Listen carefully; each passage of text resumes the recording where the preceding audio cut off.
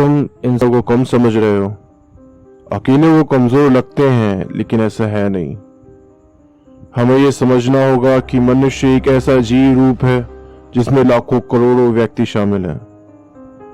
अपने अकेले दिमाग के अलावा इंसानों के पास एक सामूहिक दिमाग भी होता है।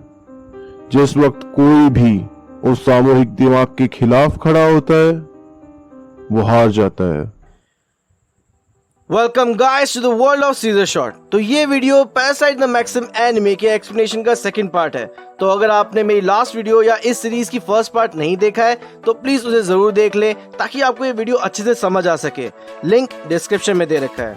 वीडियो शुरू करने से पहले I would request you guys to please subscribe to my channel and share my videos to your non otaku friend so that you can get the awesome anime related content and spread the love of this media to the world. और हाँ, notification bell दबाना मत भूलना. So let's start the second part of the explanation of science fiction horror anime Parasite the Maxim. शिनिची के पापा कुछ बहुत बड़े गवर्नमेंट ऑफिशियल्स और इन्वेस्टिगेटर के साथ कमरे में बात कर रहे होते हैं। ये लोग शिनिची के पापा से उनकी वाइफ की डेथ के बारे में बात करने आए हैं। Yes, the Japanese government parasites के बारे में जानती है और उनसे जुड़े हादसों के बारे में भी जानती है।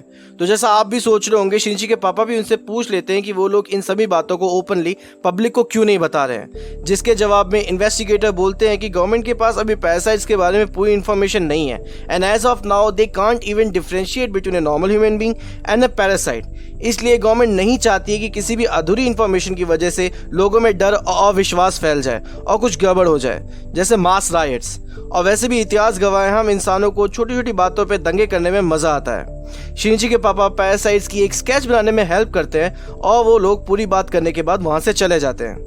यहाँ तामिया भी किसी बंदे से मिलती है और उससे पैरासाइट्स के फ्यूचर और सेफ्टी के लिए बात कर रही होती है। अगर पैरासाइट्स ऐसे ही मनमर्जी से किसी को भी और कभी भी मार के खाते रहेंगे तो जल्दी सबको पैरासाइट्स के बारे में पता चल जाएगा और सभी इंसान मिलकर पैरासाइट से लड़ना शुरू कर देंगे और इसलिए something has to be done about this.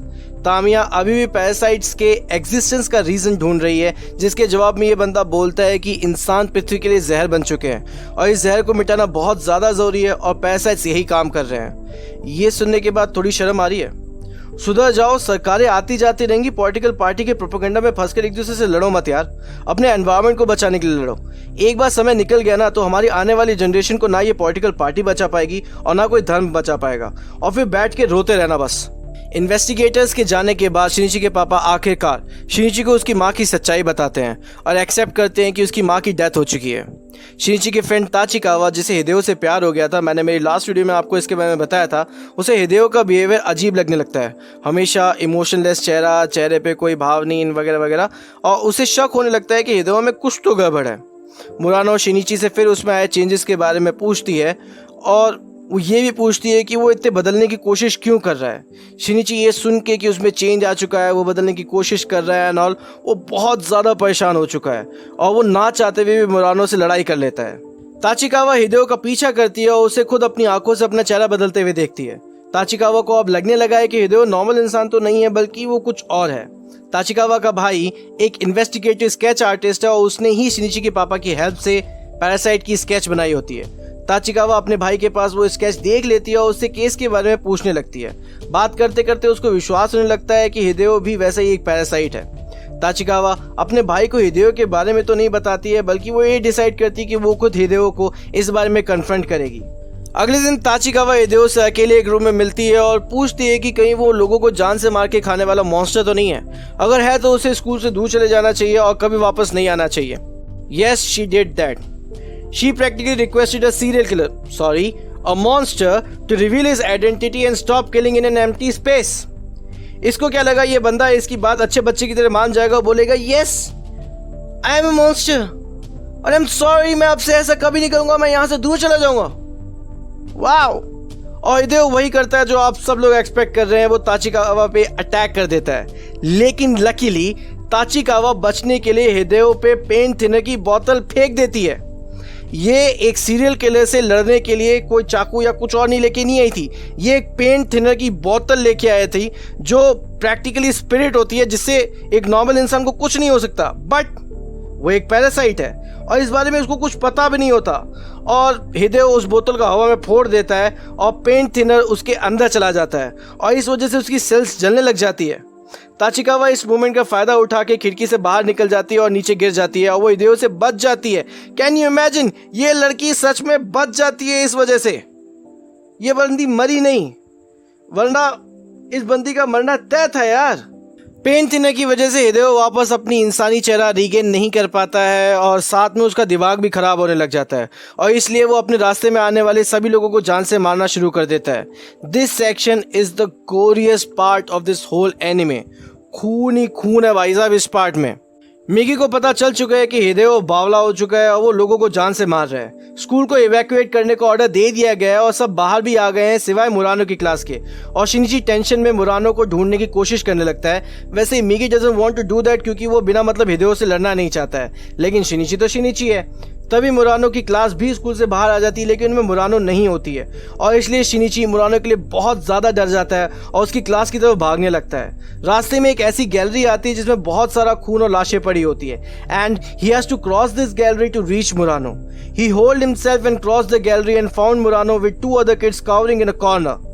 Murano Shinichi को देख के रिलीव हो जाती है, लेकिन बाकी दोनों लड़के ये बिलीव नहीं कर पाते कि कोई नॉर्मल इंसान खून और लाशों से भरी उस गैलरी को क्रॉस कैसे कर सकता है और शिनिची से दूर भागने के चक्कर में हिदेयो के हाथों मारे जाते हैं। शिनिची मुरानो को बचाने के लिए उसे उठा के 3rd फ्लोर की खिड़की से छलांग मार देता है और उसे सेफ्टी तक लेके जाता है। अब तक पुलिस भी स्कूल में पहुंच चुकी होती है और शिनिची मुरानो को इमरजेंसी रिलीफ टीम के पास छोड़ के हिदेयो को संभालने के लिए निकल जाता है।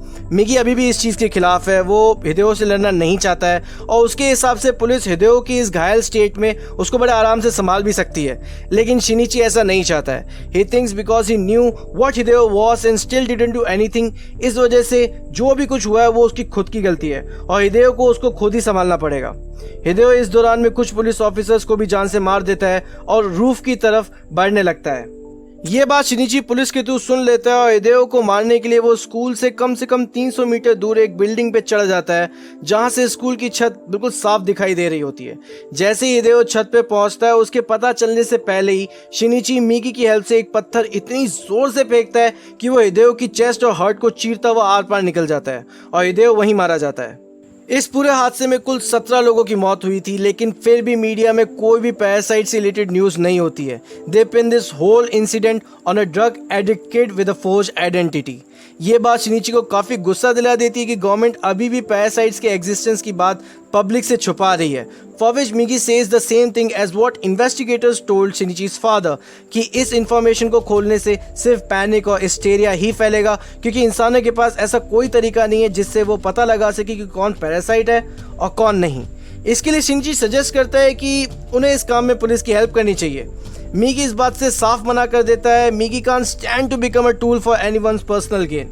इधर हम देखते हैं कि गवर्नमेंट के ऑफिशियल ये डिस्कस कर रहे हैं कि उन्हें पैरासाइट्स के होने की बात पब्लिक करनी चाहिए या नहीं। एक ऑफिशियल सजेस्ट करता है कि पैरासाइट के एग्जिस्टेंस की बजाय गवर्नमेंट को एक ऐसी प्रैक्टिस पब्लिक करनी चाहिए जिससे लोग पैरासाइट और नॉर्मल ह्यूमन बीइंग के बीच में फर्क कर सके। तो ये प्रैक्टिस क्या है उसको जानने के लिए you guys need to learn the physiology of this parasite. तो हम ये तो जानते हैं कि दिस पैरासाइट कैन मॉर्फ, मतलब ये अपना रूप और शेप बदल सकते हैं, लेकिन साथ में all the cell that constitute a parasite resembles a normal human being neuron and all are sentient. मतलब हर एक पैरासिटिक सेल के पास अपना खुद का एक छोटा मोटा चुन्नू सा दिमाग है और ये एक नॉर्मल ह्यूमन बीइंग के न्यूरॉन के जैसे दिखते हैं। जब ये सारी सेल्स एक साथ इकट्ठा होती है तब इनके सोचने की ताकत एक नॉर्मल इंसान के बराबर होती है। इसलिए अगर हम किसी पैरासाइट के कुछ बाल तोड़ के देखेंगे तो वो बाल तड़पते हुए नजर आएंगे और फिर मुरझा के मर जाएंगे। And that's how a parasite can be differentiated from a normal human being. आखिर में पैरासाइट की इंफॉर्मेशन की बजाय ये प्रैक्टिस ही पब्लिक में ओपन कर दी जाती है जिससे लोग बड़े आराम से एक्सेप्ट भी करने लगते हैं। नाउ हेयर पुलिंग की ये निंजा टेक्निक काम तो करती है, लेकिन किसी ने भी ये नहीं सोचा कि अगर ये कंफर्म कर भी लिया जाए कि ये पैरासाइट है तो उसके बाद क्या, वो बंदा अपनी जान कैसे बचाएगा यार। एंड दस this technique doesn't help in reducing the count of murders in city. काना यहाँ पे अपने अलग ही सपने सजा रही है। She is following more and more for शिनिची each day. वो जगह जगह शिनिची का पीछा करती है और वो शिनिची के बिना पूछे उसके बाल तोड़ने की भी कोशिश करती है।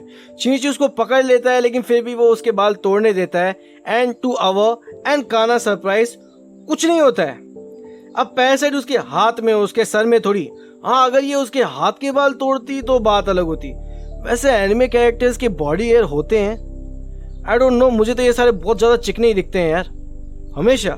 काना से बात करते हुए शिनिची बहुत सारे ऐसे हिंट देता है जिससे कोई भी ये पता लगा सकता है कि वो एक नॉर्मल इंसान नहीं है, और इसीलिए मिगी शिनिची को वापस कभी भी काना से मिलने से मना कर देता है।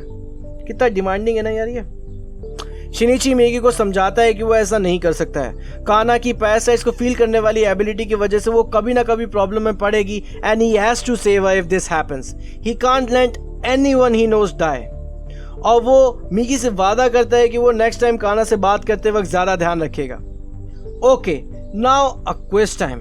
आपको क्या लगता है कि ये कौन है और यहाँ क्या कर रहा है? ये एक नॉर्मल ह्यूमन बीइंग है और यहाँ अपने जीएफ से मिलने आया है। ये एक नॉर्मल ह्यूमन बीइंग है और ये अपने दोस्तों की पजामा पार्टी में आया है। ये एक पैरासाइट है और अंदर एक पैरासाइट्स की पर्सनल फैशन शो चल रहा है। ये एक पैरासाइट है और ये यहाँ कुछ नॉटी करने आया है। You guys are absolutely right. ये पैरासाइट यहाँ कुछ नॉटी करने के लिए आया है। मतलब ये इस याकुजा के अड्डे में सबको जान से मारने के लिए आया है। पैरासाइट्स वांट टू नो कि अगर उनका सामना आर्म्ड ह्यूमन बीइंग से होता है तो वो कैसा परफॉर्म करेंगे। And you guys know he asked it. इस इंसिडेंट में ये एक अकेला पैरासाइट टोटल 22 लोगों को जान से मार देता है, और एक्सपेरिमेंट के बाद ये पैरासाइट किसी हाई ऑफिशियल से मिलता है जिसके बारे में हमें बाद में ही पता चलेगा। शिनिची इस इंसिडेंट की न्यूज़ सुन के काफ़ी शॉक हो जाता है, as with what he knows about parasites. Parasites सिर्फ खाने के लिए लोगों को जान से मारते हैं, ऐसे इनडिस्क्रिमिनेटली, बिना किसी वजह से नहीं।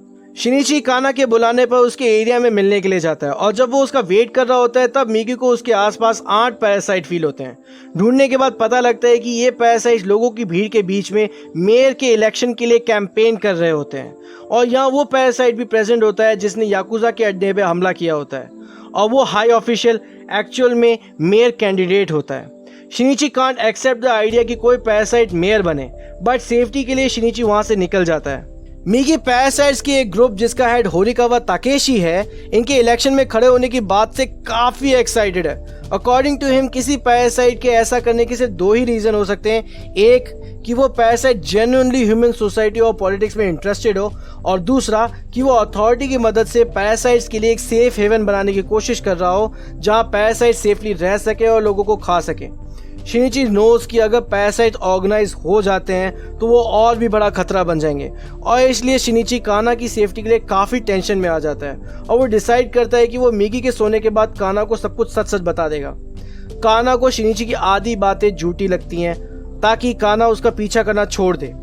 काना शिनिची को विश्वास दिलाती है कि अगर वो सच बोल रहा है तो वो शिनिची और दूसरे पैरासाइट्स को अलग करके अपनी एबिलिटी से पहचान सकती है, और इसलिए वो किसी भी प्रॉब्लम में नहीं फंसेगी, और इसीलिए वो अपनी एबिलिटी को यूज़ करना भी नहीं छोड़ेगी। शिनिची ना चाहते हुए भी काना की बात मान जाता है, और इधर हमें पता लगता है कि होरिकावा का ग्रुप मेयर के इलेक्शन में जीत चुका है। Kana is getting depressed as Shinichi only concerns for Murano in romantic way. According to her, they are bound by fate. काना शिनिची को कहीं से भी ढूंढ सकती है, और इसलिए वो चाहती है कि शिनिची भी उसे अपने आप फील कर सके और समझ सके कि वो दोनों सिर्फ एक दूसरे के लिए ही बने हैं। विद दीज स्ट्रॉन्ग इमोशंस काना भी पैरासाइट्स की ब्रेन वेव को एमिनेट करना शुरू कर देती है, और मिगी को ये फील होता है। मिगी शिनिची को इस बारे में बताता है और उसे ये भी बताता है कि इन वेव्स की वजह से अब पैरासाइट्स काना की तरफ अट्रैक्ट हो सकते हैं, and she is in real danger now. ये सुनने के बाद शिनिची मिगी को बताता है कि उसने काना और मिगी को पैरासाइट्स के बारे में सब कुछ बता दिया है, लेकिन she didn't believe him. The only way she could believe him and stop infatuating about him is when Migi will show her its true form. मिगी को आइडिया कुछ खास पसंद तो नहीं आता है, लेकिन फिर भी वो शिनिची की बात मान जाता है। अगले दिन शिनिची काना से मिलने के लिए आता है, लेकिन जहाँ वो मिलने वाले होते हैं वहाँ पहले से एक पैरासाइट प्रेजेंट होता है, इसलिए शिनिची मिलने की प्लेस को चेंज करके न्यू प्लेस काना को बताने ही वाला होता है कि उससे पहले ही काना कॉल काट देती है। शी हैज़ डिसाइडेड कि वो शिनिची को अपनी एबिलिटी से ढूंढ के दिखाएगी और प्रूव कर देगी कि she can find him from the whole world, और इसीलिए she should be with him instead of Murano. Shinichi Kana के लिए बहुत ज़्यादा टेंशन में आ जाता है और उसे ढूंढने लग जाता है। काना शिनिची को ढूंढने की बजाय जहाँ पहुँचती है वहाँ पहले से एक पैरासाइट एक इंसान को खा रहा होता है। काना बच के भागने की कोशिश तो करती है और उसे भरोसा भी होता है कि शिनिची उसे सही टाइम पे आके बचा लेगा, लेकिन शिनिची के वहाँ पहुँचते ही वो पैरासाइट एक ब्लेड काना की चेस्ट के आर पार कर देता है। अपनी आंखों के सामने काना को मरते देख शिनिची को बहुत ज़्यादा गुस्सा आ जाता है। वो अपने हाथों से पैरासाइट का दिल निकाल के उसे जान से मार देता है। काना शिनिची के हाथों में अपना दम तोड़ देती है। काना के फ्यूनरल पे शिनिची की आंखों में एक आंसू नहीं होता है, जो सबको बहुत ज़्यादा अजीब लगता है। पुलिस को भी शिनिची पे शक है क्योंकि उन्हें नहीं पता कि काना के साथ जो पैरासाइट की लाश मिली थी उसे किसने मारा है, लेकिन पुलिस के पास शिनिची के खिलाफ कोई सबूत नहीं है, इसलिए वो उसे पकड़ नहीं सकते हैं।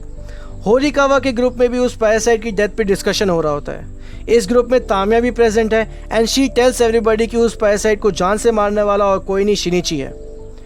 For Tamia शिनिची is a very important sample for the future of parasite, और इसीलिए वो शिनिची को और ज़्यादा ऑब्जर्व करना चाहती है, और इसलिए ग्रुप के लोग शिनिची की सारी जिम्मेदारी तामिया पे छोड़ देते हैं। तामिया ने अब तक अपने नॉर्मल बच्चे को जन्म दे दिया है and she is taking care of him, चाहे कैसे भी कर रही हो। तामिया शिनिची पर नज़र रखने के लिए एक पर्सनल डिटेक्टिव को हायर करती है, जो शिनिची का पीछा करते करते मिगी को देख लेता है और साथ में उसे कैमरा में रिकॉर्ड भी कर लेता है। मिगी उस डिटेक्टिव को जान से मारने की कोशिश करता है, लेकिन शिनिची मिगी को रोक लेता है और डिटेक्टिव को भागने के लिए कहता है। डिटेक्टिव कुछ चोटों के साथ भागने में कामयाब तो हो जाता है, लेकिन उसका रिकॉर्डर वहीं छूट जाता है। शिनिची को डर लगने लगता है कि अब उसका और मिगी का सीक्रेट सबको पता चल जाएगा और सब उससे नफरत करने लगेंगे। डर के मारे वो अपना हाथ काटने तक का सोचता है, but he knows he can't do it. तभी उसे फील होता है कि कोई अभी भी उसका पीछा कर रहा है। ढूंढने पे he found that same detective near his home, और शिनिची के बाहर आते ही वो डिटेक्टिव वहां से भाग जाता है। सबको पता चलने से पहले शिनिची आखिरी बार मुरानो से बात करने के लिए उसे रात में पार्क में बुलाता है। At this point we get a really beautiful scene between Murano and Shinichi. Murano अपनी सारी इनसिक्योरिटीज, अपने सारे डर शिनिची को बताती है।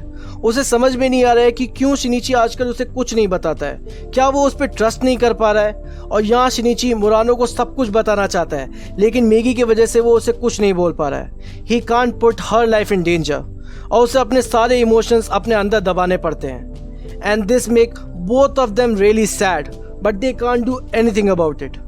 नेक्स्ट डे मिगी शिनिची को सजेस्ट करता है कि एज शिनिची उसे किसी को जान से नहीं मारने देगा, इसीलिए उस डिटेक्टिव को पकड़ने के लिए जो अभी भी उसका पीछा कर रहा है उसे किसी और की मदद लेनी चाहिए, और इसके लिए शिनिची उदा को कंट्री साइड से शहर में बुला लेता है।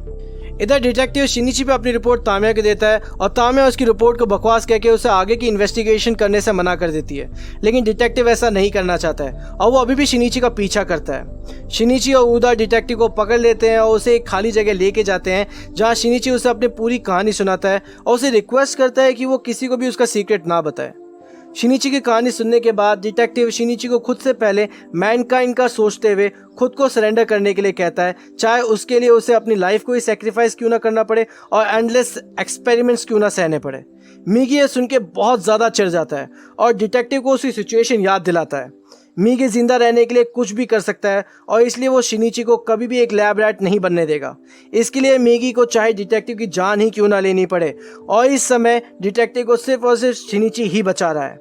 मिगी डिटेक्टिव से पूछता है कि अगर वो शिनिची की जगह होता तो क्या वो सब झेल पाता जो शिनिची ने अभी तक झेला है, और अभी भी शिनिची जिंदा रहने की कोशिश कर रहा है, तो उसे शिनिची को मोरालिटी सिखाने की ज़रूरत नहीं है। इस पॉइंट पे हम देख सकते हैं कि मिगी में थोड़े थोड़े इमोशंस नज़र आ रहे हैं और इस बात को शिनिची भी नोटिस करता है। फिर मिगी डिटेक्टिव से पूछता है कि उसे हायर किसने किया था, जिसका जवाब डिटेक्टिव देने से मना कर देता है। यार ये डिटेक्टिव कुछ ज़्यादा प्रोफेशनल नहीं है, इसकी जान खतरे में है फिर भी कुछ बता नहीं रहा है। वहाँ पे इसका हाथ और पाँव दोनों कट गया था, मतलब टूट गया था, और फिर भी ये शिनिची के पीछे लगा हुआ था। हद है। मिगी डिटेक्टिव को साफ बोलता है कि अगर उसे जिसने हायर किया था वो एक लेडी है जिसका नाम कुछ तामिया रियोको से मैच करता है, तो वो भी एक पैरासाइट मॉन्स्टर है। इसलिए अगर डिटेक्टिव इस केस में और ज़्यादा घुसता है तो उसे जान से मारने वाला पर्सन शिनिची नहीं बल्कि तामिया खुद होगी, और इसलिए उसके लिए अच्छा यही होगा कि वो पैरासाइट्स के बारे में और इन्वेस्टिगेशन ना करे और सब कुछ भूल जाए।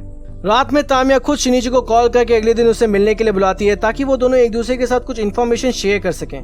तामिया शिनिची के अंदर के चेंजेस को फील कर सकती है और वो मिगी के पूछने पर एग्री करती है कि उसने ही डिटेक्टिव को हायर किया था। वो ये भी एग्री करती है कि क्योंकि पैरासाइट सब इवॉल्व हो रहे हैं तो उन्हें ऐसे तरीके ढूंढने पड़ेंगे जिस तरीके से वो इंसानों के साथ कोएग्जिस्ट कर सकें, और इसीलिए होरिकावा मेयर बनने की कोशिश कर रहा है। तामिया शिनिची के अंदर हुए चेंजेस और उसके गुस्से के पीछे का रीज़न समझने की कोशिश कर रही होती है और उसे समझ में आ जाता है कि पक्का शिनिची की माँ की डेथ के पीछे पैरासाइट का ही हाथ होगा। और वो इस बात का मजाक शिनिची के सामने उड़ाने लग जाती है। शिनिची को इस बात से बहुत ज़्यादा गुस्सा आ जाता है, लेकिन तामिया खुद को बचाने के लिए अपने बच्चे का इस्तेमाल करती है और शिनिची ये देख के खुद को संभाल नहीं पाता है और वहाँ से भाग जाता है। उसे अपनी सारी माँ की यादें याद आने लग जाती है और वो टूटने लगता है। शिनिची को ऐसा लगता है कि जब से उसकी माँ की डेथ हुई है तब से उसके सीने में एक बहुत बड़ा छेद है, जिसकी वजह से अब वो कभी एक नॉर्मल इंसान नहीं बन सकता है। भागते भागते वो एक ऐसी जगह पहुंचता है जहां एक फॉर्चून टेलर का स्टॉल लगा होता है। फॉर्चून टेलर शिनिची को अपने पास बुला के उसका हाथ पकड़ती है और उसे बताती है कि तुम्हारे दिल में एक छेद है जो सिर्फ वही भर सकता है जिसकी वजह से ये छेद बना है, इसलिए तुम्हें उस पर्सन से जल्द मिलना चाहिए। जिसके रिप्लाई में शिनिची उस फॉर्चून टेलर को बताता है कि ऐसा अब कभी नहीं हो सकता है, cause he has already killed that person. Detective अभी भी पैरासाइट का केस छोड़ना नहीं चाहता था, इसलिए वो अपने एक फ्रेंड को तामिया का पीछा करने के लिए भेजता है। पीछा करते करते वो बंदा एक ऐसे पार्किंग लॉट में पहुंचता है जो कि एक्चुअल में पैरासाइट का फीडिंग ग्राउंड होता है और इसलिए वो बंदा एक पैरासाइट के हाथों मारा जाता है।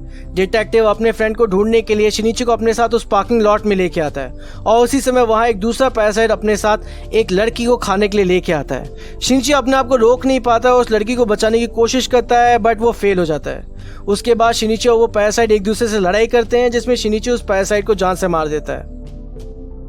मिगी शिनिची को समझाता है कि क्योंकि उन लोगों ने एक पैरासाइट को उन्हीं के सेफ प्लेस में घुस के मारा है, इसलिए other parasites are going to take it as a call of war and now they have to prepare for it. Shinichi detective से पुलिस को सब कुछ बताने की रिक्वेस्ट करता है, लेकिन अब जब उसने पहली बार पैरासाइट को एक्शन में देख लिया है तो वो बहुत ज़्यादा डर चुका है। It doesn't want to do anything with these monsters anymore और इसीलिए वो शिनिची को सॉरी बोल के वहाँ से चला जाता है। शिनिची की इस हरकत के बाद होरिकावा ग्रुप का हर एक पैरासाइट शिनिची को जान से मारना चाहता है एक्सेप्ट तामिया रियो को। She still wants to observe him, but सभी लोगों के जोर देने के बाद वो भी हार मान जाती है और शिनिची को जान से मारने के लिए तैयार हो जाती है, लेकिन उसे शिनिची की बॉडी इंटैक्ट चाहिए ताकि वो उस पर एक्सपेरिमेंट कर सके और उसे डाइसेक्ट कर सके। जब शिनिची स्कूल में होता है तब मिगी को फील होता है कि उसे 3 पैरासाइट मारने के लिए आ रहे हैं और शिनिची स्कूल के बच्चों की जान बचाने के लिए वहाँ से भाग जाता है, लेकिन तभी मिगी को नींद आने लग जाती है। शिनिची अपनी जान बचाने के लिए अगले 4 घंटे तक लगातार पैरासाइट से दूर भागता रहता है और जब मिगी जगता है तब शिनिची और उसके परसुओं का आमना सामना होता है। इस मोमेंट में हमें पता लगता है कि शिनिची का पीछा करने वाले 3 पैरासाइट एक्चुअल में एक ही बॉडी में थे, मतलब इस बंदे के में एक साथ 3 पैरासाइट रिसाइड कर रहे हैं और इस बंदे का नाम मिकी है। मिकी शिनिची पे भारी पड़ रहा होता है और शिनिची को बचने के लिए बार बार मिकी से दूर भागना पड़ता है। उससे लड़ते लड़ते मिकी को ये तो समझ में आ जाता है कि मिकी उससे ज़्यादा स्ट्रांग है, लेकिन वो काफ़ी स्लो है और उसकी बॉडी पे उसका पूरा कंट्रोल नहीं है और इसी बात का फ़ायदा उठाने के लिए वो शिनिची को जंगल में घुसने के लिए कहता है और ये आइडिया काम करता है और शिनिची मिकी का सर काटने में सक्सेसफुल हो जाता है। लेकिन यही सक्सेस शिनिची के लिए और भी बड़ी मुसीबत बन जाती है। ये मॉन्स्टर अपने सर को अपने हाथ से रिप्लेस कर देता है और उसका कटा हुआ सर उसके हाथ की जगह आके जुड़ जाता है और इस मोमेंट में मिकी को एग्जैक्टली समझ में आता है कि इस बंदे के अंदर 3 पैरासाइट नहीं बल्कि पूरे 5 पैरासाइट रह रहे थे और मिकी की तरह इसका बॉडी पे कंट्रोल खराब नहीं है, बल्कि this parasite can completely control and sync all the parasites and the body. Shinichi इससे बचने के लिए एक ट्रक के पीछे चढ़ जाता है, लेकिन ये मॉन्स्टर इतना तेज है कि वो 60 की स्पीड से भाग रही इस ट्रक को बड़े आराम से पकड़ लेता है।